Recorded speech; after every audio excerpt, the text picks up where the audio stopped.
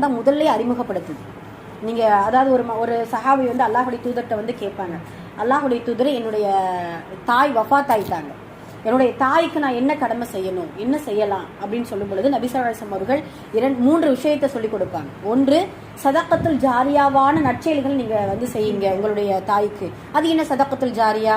கிணறு தோண்டுங்க, இல்லை வேற ஏதாவது மரங்கள் நடுங்க. மரங்கள் நடும் பொழுது என்ன ஆகும், அதுல வரக்கூடிய அந்த நிழல் வந்து மக்கள் வந்து இளைப்பாறுவாங்க இல்லையா, அதுல என்னென்ன பயன்கள் மக்கள் பயன்படுறாங்களோ அல்ல பறவைகள் எதெல்லாம் பயன்படுதோ அது எல்லாமே உங்களுக்கு என்ன செய்யும், நன்மையாக வந்து சேரும்.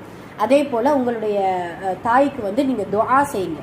அதே போல உங்களுடைய தாய்க்காக உணவு, ஏழைகளுக்கு உணவு கொடுங்க அப்படின்னு சொல்லிட்டு சதக்கத்துல் ஜாரியாவோட நன்மைகளை நபி ஸல்லல்லாஹு அலைஹி வஸல்லம் அவர்கள் சொல்லிக் கொடுப்பாங்க. அதே போலத்தான் அல்லாஹுடைய பாதையில் செலவழிக்கும் பொழுது நமக்கு கபர்லையும் அது உதவியா இருக்கும், மறுமையில் பலனளிக்கும். இப்போ 2வது விஷயம் அதுதான், மறுமை